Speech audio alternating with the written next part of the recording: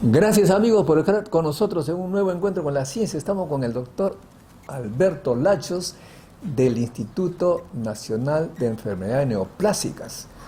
El tema que nos ocupa hoy pues es esta parte oncológica. El Ministerio de Salud, más específicamente la ministra de Salud, estuvo en Viena en el Organismo Internacional de Energía Atómica, que se dedica a las aplicaciones de la radiación, a la promoción de las aplicaciones de la radiación en salud, en agricultura, bueno, en todos los campos de ciencia y tecnología.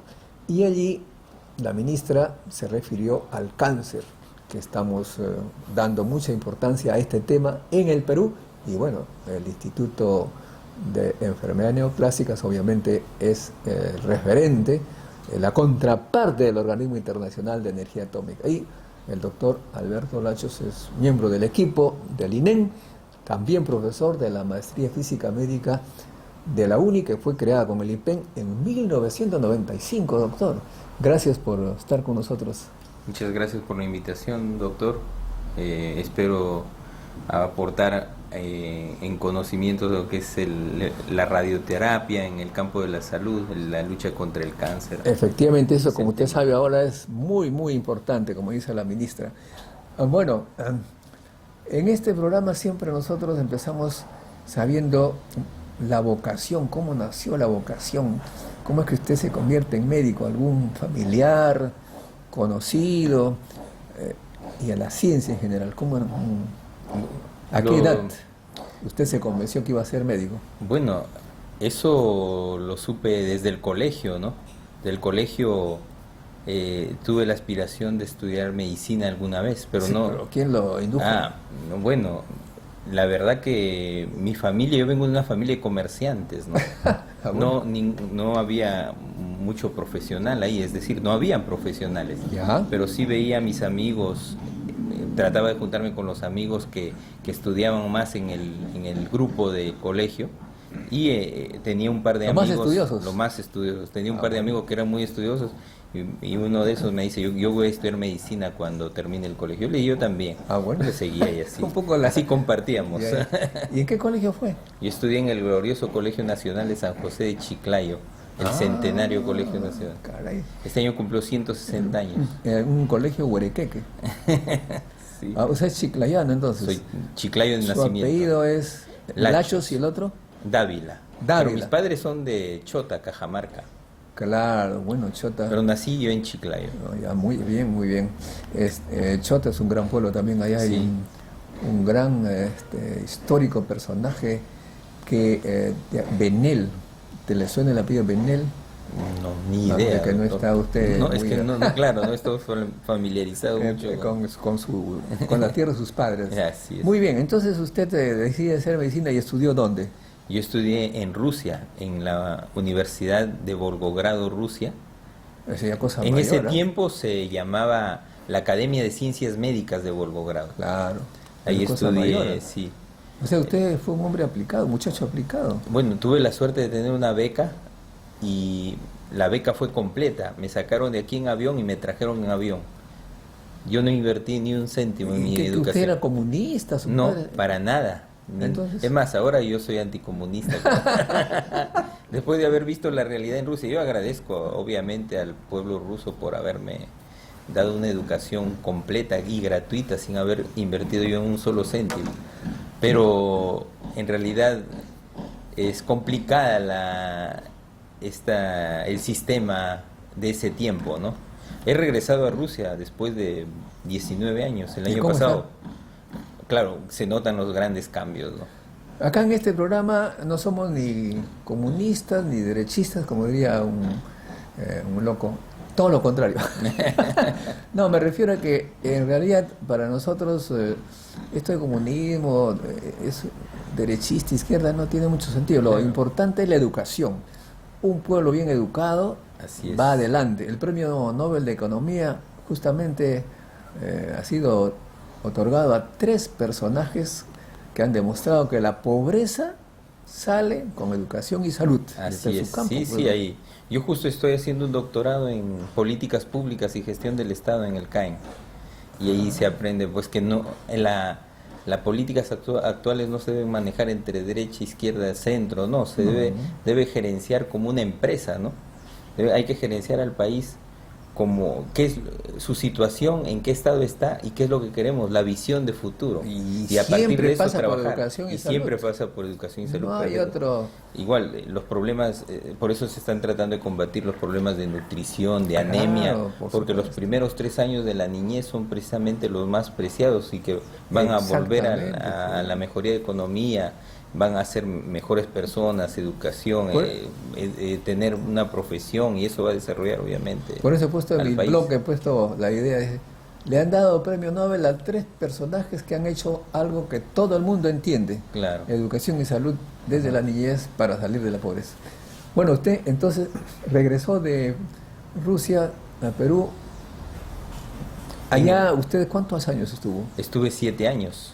7 Bien. años. El primer año lo hice en la ciudad de Rostov y los otros 6 años lo hice en la ciudad de Volgogrado.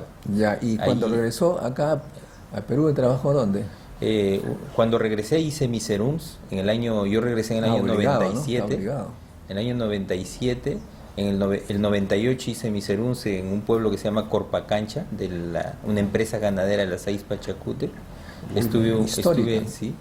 Estuve hasta noviembre del 98.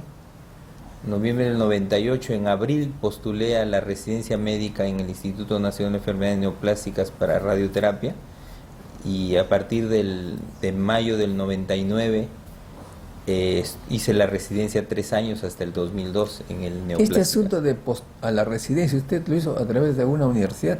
Claro, la Universidad Peruana Cayetano Heredia. ¿Se inscribió allí? Y di el examen, ¿Cómo hay postulé. allí? Ya, muy bien. Exactamente, sí. Y allí entró al mundo de la radioterapia. Así es, sí. El La mundo apli- fascinante de las radiaciones. Y peligroso también, ¿eh? Sí, sí. Sí. Hay que protegerse de la radiación. Ahora bien, hay pues en este momento bastante importancia que se le da al tema en países desarrollados, sobre todo. En Francia he visto que son muy exigentes para este campo, hay que prepararse muchísimos años. Acá también está más o menos en ese sentido.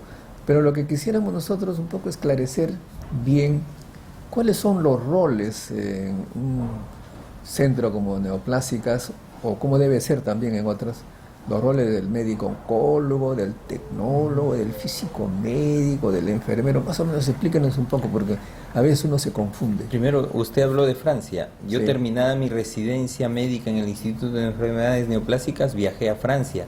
Estuve 3 años en París haciendo una subespecialidad en radioterapia. O sea, Mire. aprofundizando, como se dice en francés. Aprofundiza.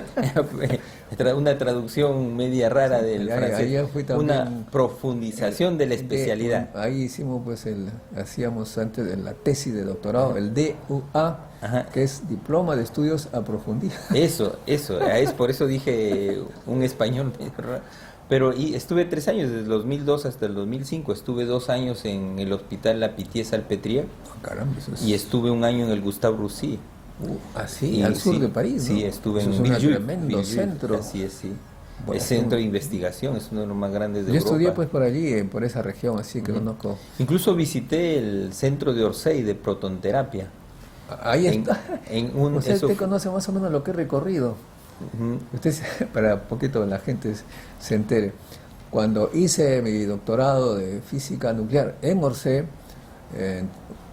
bueno, después fui invitado por el CNRS Ujú. a trabajar en este mismo centro, el Instituto de Física Nuclear, y observé que unos colegas que antes se dedicaban a la física nuclear de partículas que hacían chocar núcleos, estaban modificando ese acelerador que se dedicaba a la física básica, digamos, la ciencia básica, lo estaban modificando para convertirlo en un haz de protones para tratar cáncer no tan profundos.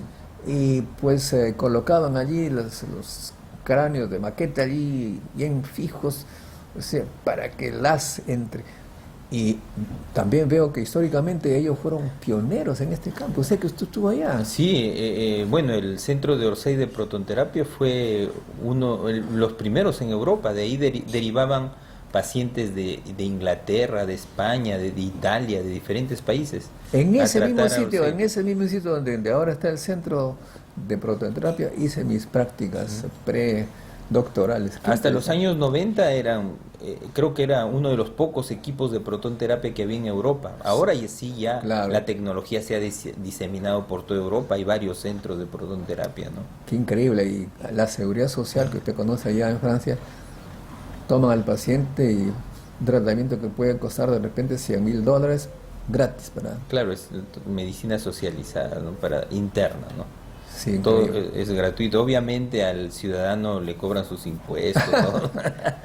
Muy bien, entonces volvemos al tema. Volvamos al Explíquenos un poco la estructura Ajá. en un centro. Yo creo que primero hay que empezar por las especialidades que tratan el cáncer, ¿no? Eso. Tenemos la cirugía oncológica, la medicina oncológica. El cirujano oncólogo se dedica a operar tumores. La oncología médica es la terapia sistémica, quimioterapia, ahora que está de moda la inmunoterapia. Se dice que la inmunoterapia va a reemplazar a la quimioterapia, ya la está reemplazando en muchas patologías. Claro que por el momento es una técnica de tratamiento, un tratamiento muy, muy caro. Un curso de tratamiento puede superar los $20,000 y dura un mes, y ese medicamento se da hasta la progresión, o sea, puede el paciente estar 1 año, 2 años con el tratamiento y de dónde sacar el dinero para pagar todos estos cursos. Pero claro, esto va a ir probablemente en el futuro disminuyendo costos, pero ya hay estudios y hay resultados donde prácticamente en algunos duplica la sobrevida, ¿no? En algunas patologías, o sea, la inmunoterapia está reemplazando en muchas patologías a la quimioterapia. Bueno, Claro, hay otros medicamentos que le llaman esto los que tiene que ver con la biológicos. genética Sí, y ahora también... eso está muy, muy desarrollado, ¿no? Y no solamente en la cuestión oncológica, también en otros campos, ¿no? Sí. He visto que un colega mío, su papá, tuvo una enfermedad en París, y que una infección que no había forma de liquidar la infección, y finalmente tuvieron que hacer un análisis genético a ver qué cosa hay que ponerle, prácticamente personalizado, Claro, y se eso salvó. Eso es el tratamiento biológico, que es la terapia target, o sea, ir al blanco, ¿no? Como se dice, eliminar solamente las células tumorales sin dañar las células buenas, ¿no? ¿No? Y está la radioterapia, obviamente, que es también, son 3 pilares fundamentales: la cirugía oncológica, la medicina oncológica y la radioterapia, la radiooncología, ¿no? Que también, obviamente, en los últimos 20 años la tecnología en radioterapia ha revolucionado la oncología médica, ¿no? También tenemos resultados incluso en pacientes que le llamamos oligometastásicos. Oligometastásicos quiere decir un cáncer que tiene el primario y tiene 1, 2, 3, 4, hasta 5 sitios metastásicos fuera del Así como tumor. los oligarcas. Oligometastásicos. Un tumor ¿no? oligárquico. O sea, estos, si uno trata con dosis ablativas, porque ahora hablábamos de irradiación a dosis ablativas con las nuevas tecnologías, está aquí la radiocirugía de tumores craneanos, de tumores cerebrales, perdón. Eso es una tecnología que se conoce desde hace más de 50 años con Lexel, ¿no? Que se dan dosis muy altas, muy puntuales a tumores cerebrales y lo controlan. Los controles son por encima del 90%, ¿no? O sea, ablación del tumor. Ah, Y bueno. bueno, el cráneo como es una localización anatómica que no moviliza, es estático, está dentro del cráneo que mantiene al cerebro muy estático, no se moviliza, no hay movimiento de órganos. Entonces era muy fácil para el desarrollo tecnológico de aquel momento desarrollar este tipo de tecnología, pero ahora con los nuevos avances en imagenología, la tomografía, la resonancia magnética, ya podemos ver los movimientos de los órganos, ¿no? La respiración. Considerar el movimiento de los órganos en el momento de la terapia, digamos, sí. la radiación. Ahora, para ya no irradiar, tenemos... ojo que todo esto lo que nos está contando el doctor Alberto Lachos es para minimizar la irradiación de los tejidos sanos. O sea, si el tejido sano se mueve un poquito, la radiación también tiene que focalizarse dentro del tumor. Claro. Y todo eso pues con la computación. Ahora, exactamente, el movimiento respiratorio, el peristaltismo de los intestinos, la vejiga, el contenido rectal también en caso de próstata. Son órganos que nosotros ahora vemos, eso se llama la radioterapia guiada por imágenes. Podemos ver durante el tratamiento cómo se están comportando no solamente el posicionamiento del paciente externamente, sino los órganos con respecto al volumen blanco que queremos irradiar, lo que llamamos nosotros PTB, volumen PTB. planificado, ¿no? Bueno, todo ello entonces es un sistema, una estructura médica. Ahí vamos finalmente a la parte del tecnólogo, el físico médico. O sea, yo tengo un problema, voy al médico oncólogo que me va en cierta manera a decir si tengo cáncer o no, y me va a decir pues que hacer análisis de imágenes para ver dónde está el tumor, ¿no? Claro. Y ahí hay también una serie de técnicas. Bueno, pero después de ello, una vez subí, ¿cómo es? Cuénteme el proceso, ¿cuál es el camino que uno llega? Dependiendo de la patología, hay, por ejemplo, especialistas, hay urólogos, existen los cirujanos de tórax, los cirujanos de cabeza y cuello, ¿no? Los cirujanos de extremidades, cirujanos de mamas.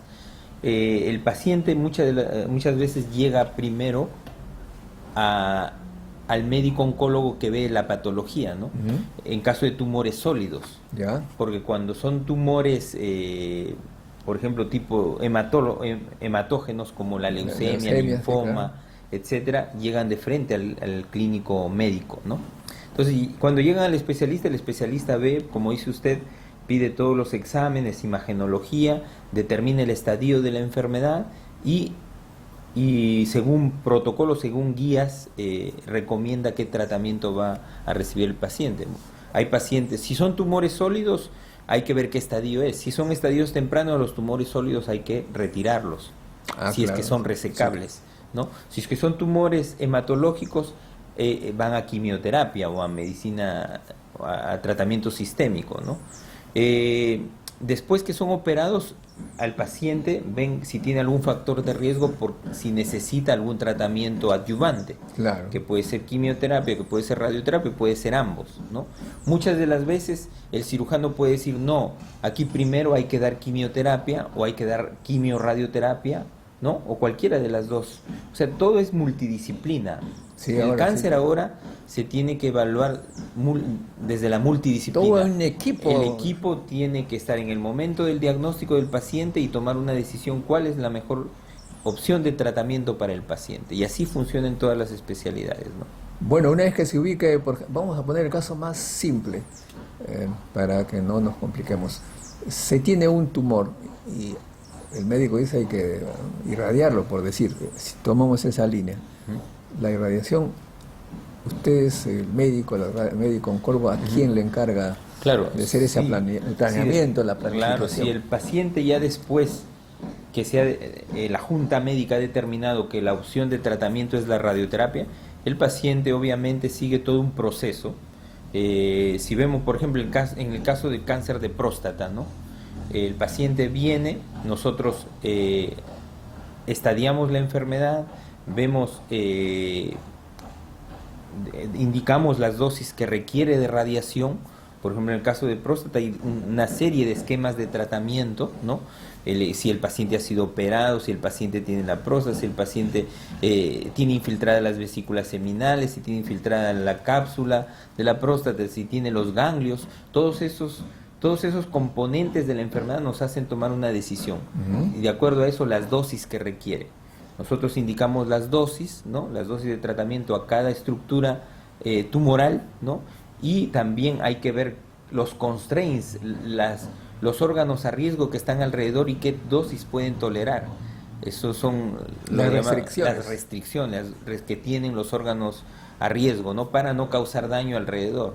Entonces, al paciente, una vez indicado, se le da una orden de tomografía. La orden de tomografía que nosotros damos no es para una orden de tomografía para diagnosticar, sino ya para planificar la radioterapia. Ahora, por ejemplo, el Instituto Nacional de Enfermedades Neoplásicas y muchas de las clínicas, yo trabajo en radiooncología, por ejemplo, en la parte privada, ya tenemos una planificación todo en 3 dimensiones, ¿no? le pedimos una tomografía al paciente y esa tomografía va a un software especial. Ese software lo utilizamos para delimitar la tumoración, para delimitar el tumor, delimitar los órganos que se encuentran alrededor, y ese mismo software tiene un planificador, ¿no? Que, por ejemplo, en el caso de la tecnología VIMAT, radioterapia volumétrica, ¿no? Uno puede indicar la dosis que necesitamos administrar al tumor y las dosis que toleran los órganos que están a riesgo. Y toda esa información se le da al software. Y el software ve cómo administrar la radiación al tumor tratando de evadir los órganos sensibles que están alrededor. Pero eso ya, esa parte tiene que ver ya el físico médico. Claro, eso ya, ahí está. Una vez que nosotros delimitamos los volúmenes, el físico médico se encarga de la planificación del tratamiento, ¿no? El manejo del software. ¿Qué significa cómo irradiar? Claro, en la entrada de los haces de radiación, y de tal manera de que después evaluamos en conjunto, con el médico evaluamos el histograma dosis-volumen, o sea, lo que recibe el volumen tumoral, lo que reciben los órganos a riesgo, y se analiza si todo está dentro de lo aceptable.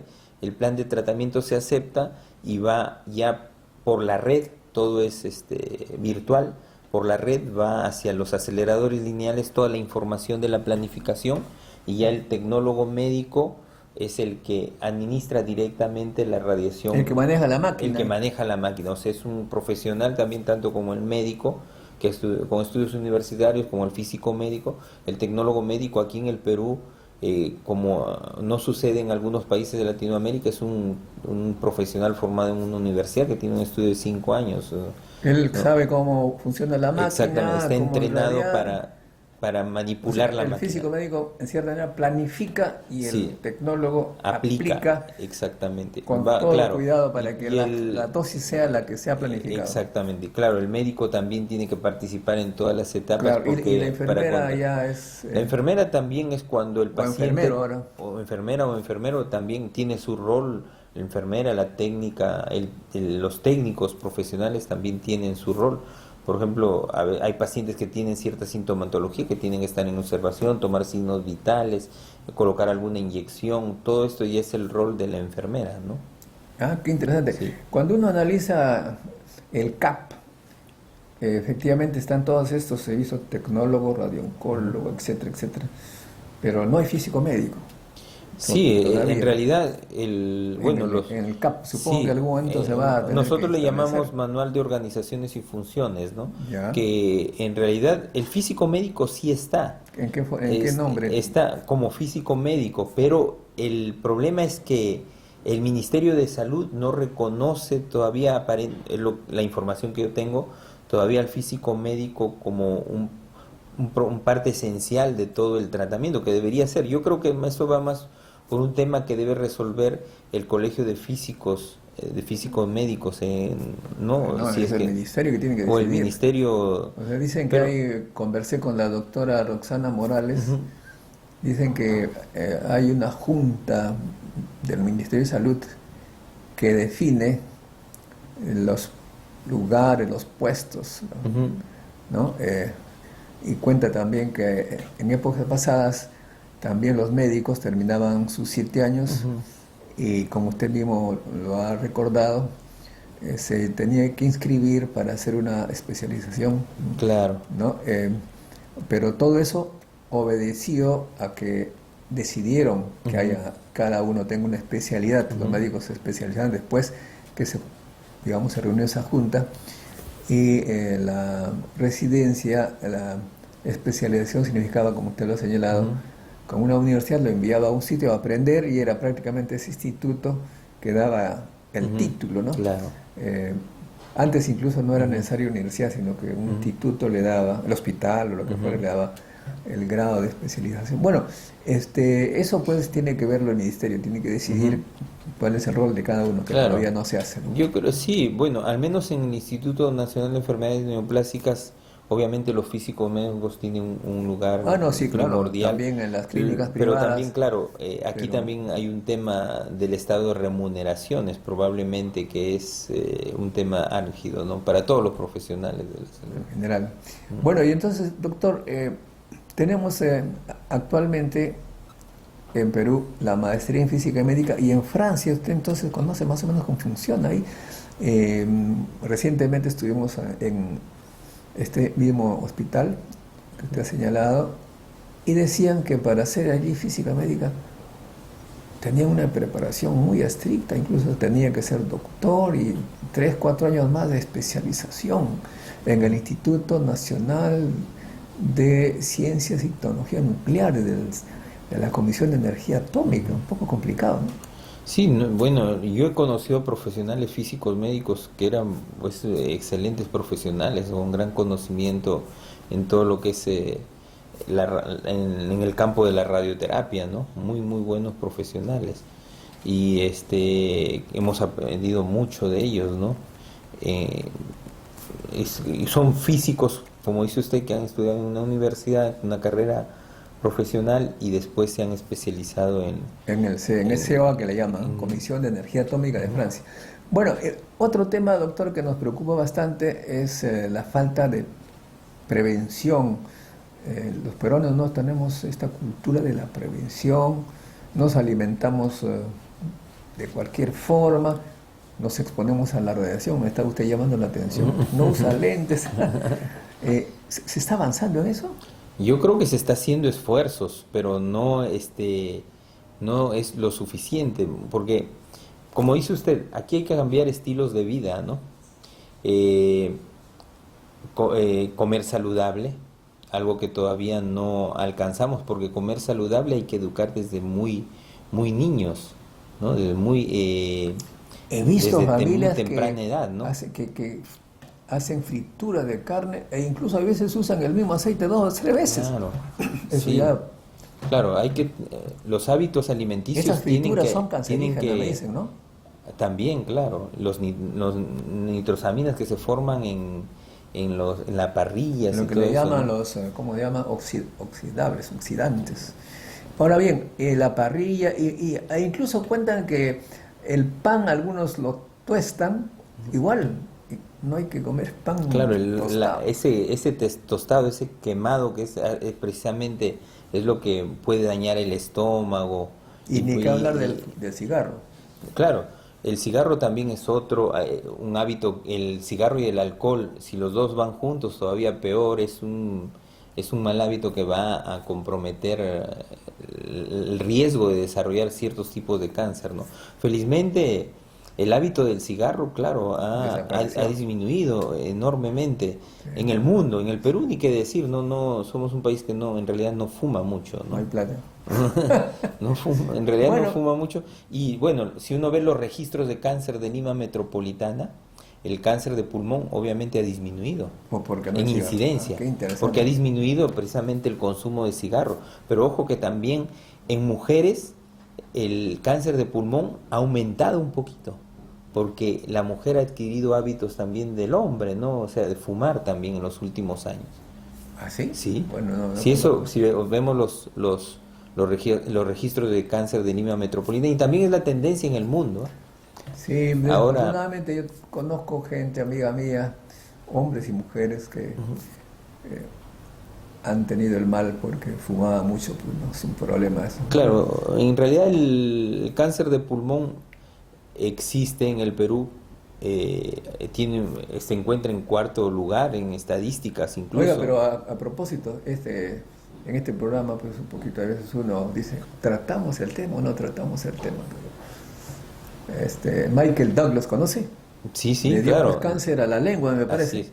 La Y dijo linfa- esto por en sexo Míndalo, oral. sí. Sexo oral, dijo. Está Sí, prohibido el sexo oral, doctor. No, lo que pasa es sí, esto también es los hábitos sexuales, ¿no? El PVH, el papiloma virus humano, La promiscuidad. exactamente, también es un factor de riesgo para desarrollar, en el caso, nosotros tenemos a nivel nacional el cáncer más común es el cáncer de cuello uterino, y el causante de este cáncer es el papiloma virus humano, que también, obviamente, en Lima Metropolitana, donde hay un registro, el cáncer de cuello uterino ha pasado desde los años 90 de 29 por 100.000 habitantes actualmente a 21 por 100.000 habitantes. O sea, ha disminuido la incidencia. Claro, esto por la educación un poquito. Yo creo por la prevención, por la detección temprana de lesiones premalignas. El doctor, el doctor Eduardo Gotuso toma el micro de las emisoras y dice condón, y la gente se pone nerviosa.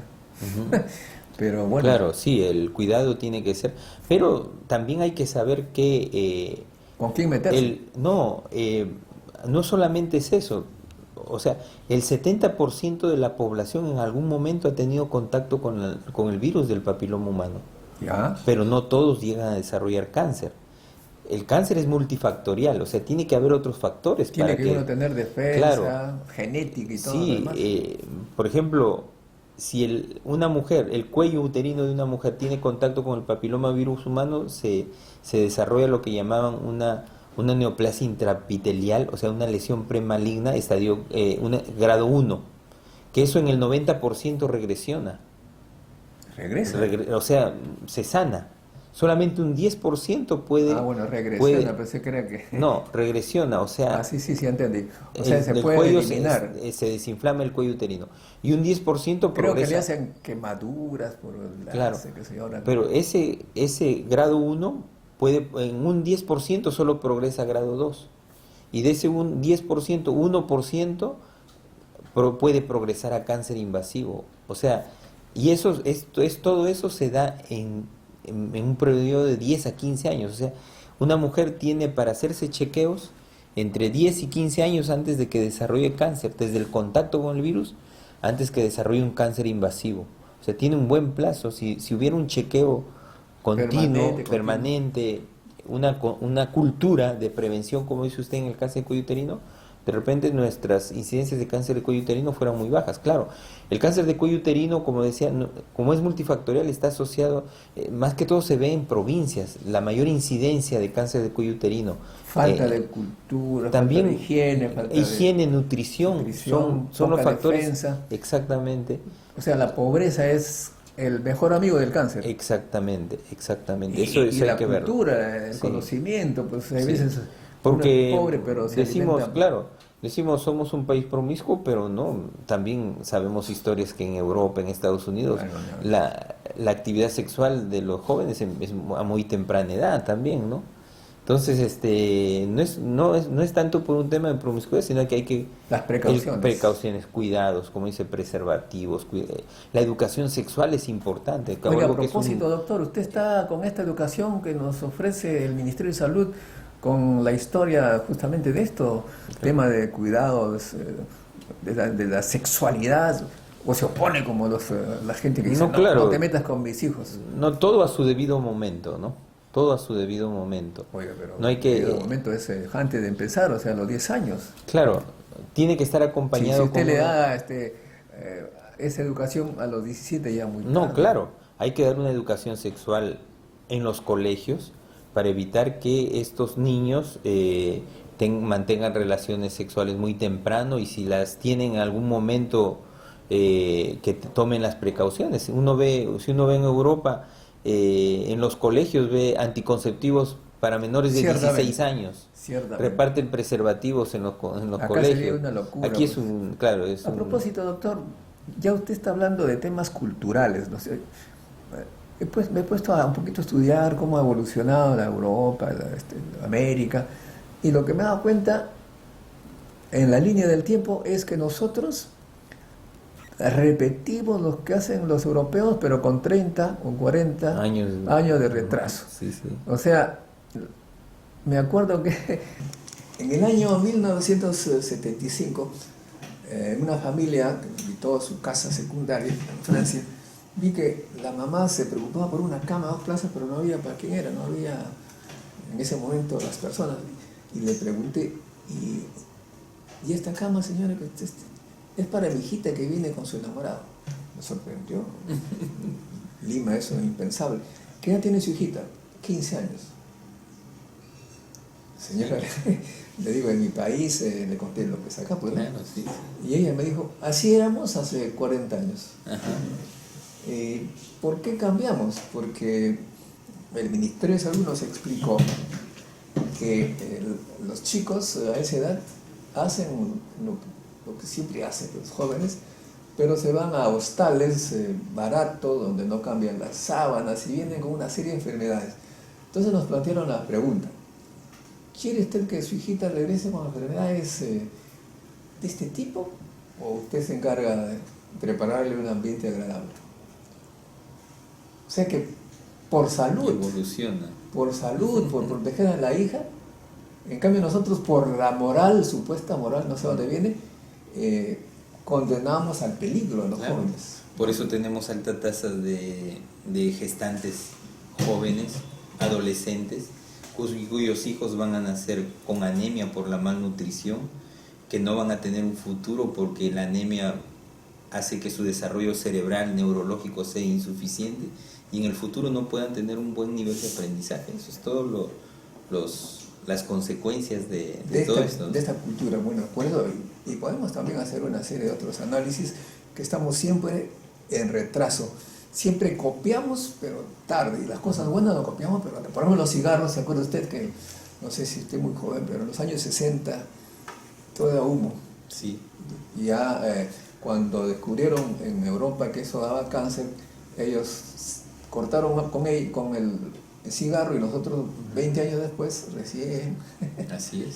Sí, Ahora bien, sí. pero volviendo al cáncer, también tenemos la radiación, la radiación solar, uno se Claro. expone sin ningún cuidado. Conozco amigos míos Sí. que son de origen, le llaman los caucásicos, ¿no?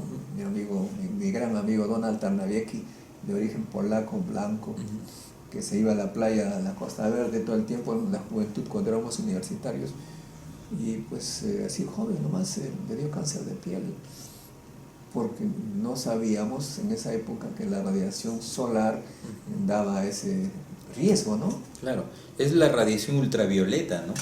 La radiación ultravioleta penetra las primeras capas de la piel y otra vez, si esta piel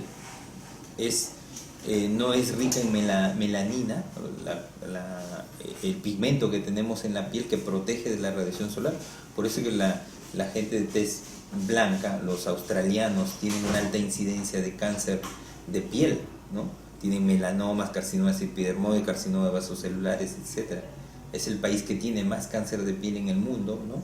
Además de encontrarse en una zona ecuatorial donde la radiación solar tiene los máximos niveles.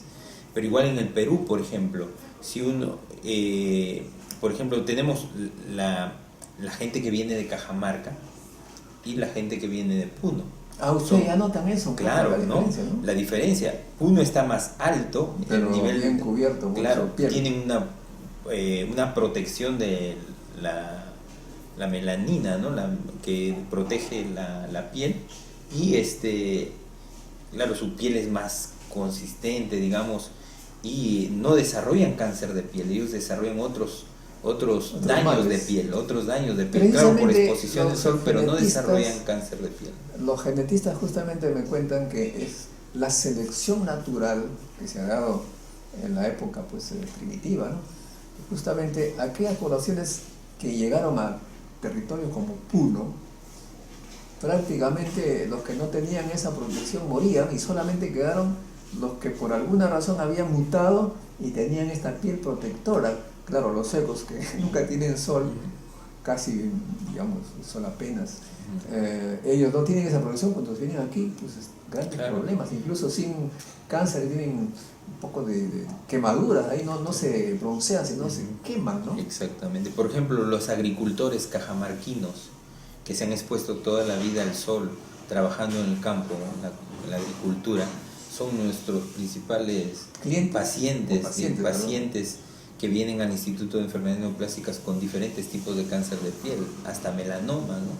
Puede ser un melanoma, puede ser un carcinoma epidermoide y el menos agresivo, que es el cáncer el carcinoma vasocelular de piel, ¿no? Doctor, eso usted lo ha publicado, ¿no? Por eso hay que saber eso. Claro, eso es de conocimiento. Sí, eso conocimiento, sí. pero digamos estadísticamente para las publicaciones científicas. Claro, tenemos estadísticas de cáncer de piel, pero son gente o que ha vivido toda su vida en la playa, aquí en Lima, la gente de tez blanca, o la gente de altura, tez blanca, que toda la vida ha trabajado en agricultura. Sí, también en este programa combatimos el racismo, ¿no?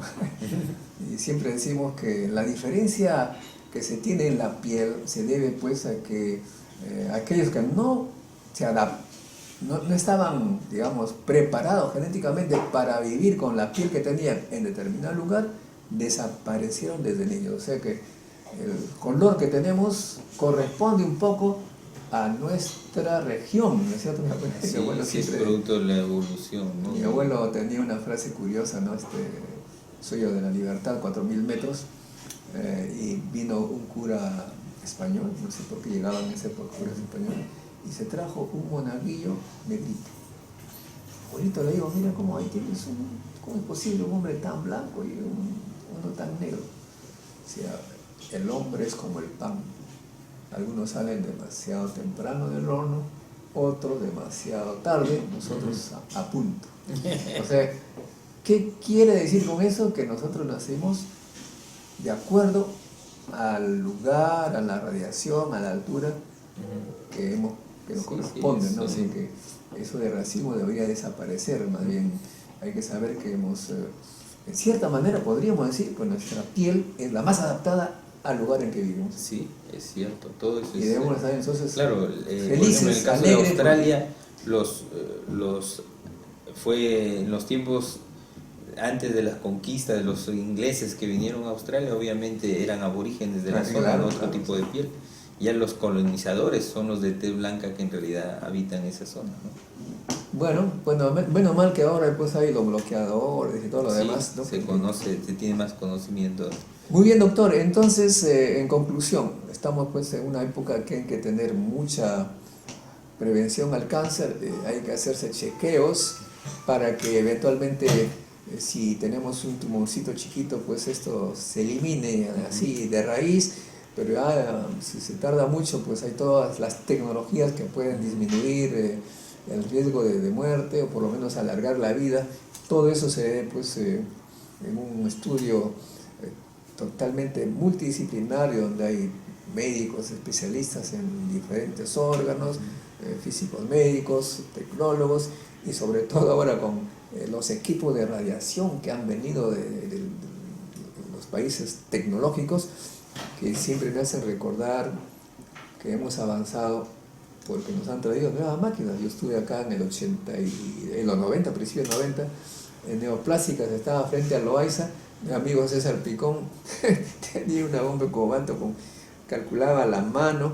Dije, pero no puede ser, yo vengo de Francia, he visto que ahí ya la cosa es diferente. Y así es como inauguramos pues la maestría en física médica. Yo creo que es una de las contribuciones de las cuales tengo más orgullo, porque hemos avanzado tremendamente. En el Instituto Nacional de Enfermedades Neoplásicas estamos muy bien equipados, tenemos equipos de última generación. No tenemos en realidad nada que envidiar a países desarrollados. Podemos hacer todas las técnicas de tratamiento que existen en Europa, la radioterapia estereotáctica corpórea, que es radiación a altas dosis que se administra a los tumores con intención ablativa, o sea, erradicar el tumor. Claro. No solamente es para tumores cerebrales como era hasta hace pocos años. Ahora ya toda esa tecnología se ha pasado también a tumores del resto del cuerpo. Y obviamente esto ha impactado en la sobrevida global de los pacientes con cáncer. ¿Qué hubiera pasado si no hubiéramos tenido esa maestría en física médica? Sí, teníamos un poquito... Exactamente, tenemos profesionales en todas las ramas, radiooncólogos, tenemos físicos médicos especialistas en radiooncología, tenemos tecnólogos médicos que nos han permitido nosotros adaptarnos a estos tiempos modernos donde contamos con muy buenos equipos altamente tecnológicos en la institución. Muchas gracias, doctor. Ha sido bastante esclarecedor para que nuestros amigos que nos escuchan sepan que en el Perú se va avanzando lentamente se va avanzando. Hay muchos problemas en otros campos, pero en medicina, en física médica se avanza, y creo que debemos sobre todo tener cuidado con la prevención, que es la mejor, la salud pública en general, ¿no es cierto? Recordemos que a la institución todavía llegan pacientes, el 70% de los pacientes que llegan a la institución Tarde. llegan cáncer avanzado. No, muy tarde. Eso se debe, la misión y la visión de la institución es que en el futuro tengamos pacientes que tengan enfermedad oncológica en estadios tempranos Para poder eliminar y mejorar la sobrevivencia de los pacientes. Gracias, amigos, con nosotros será hasta un próximo encuentro con la ciencia. Chao.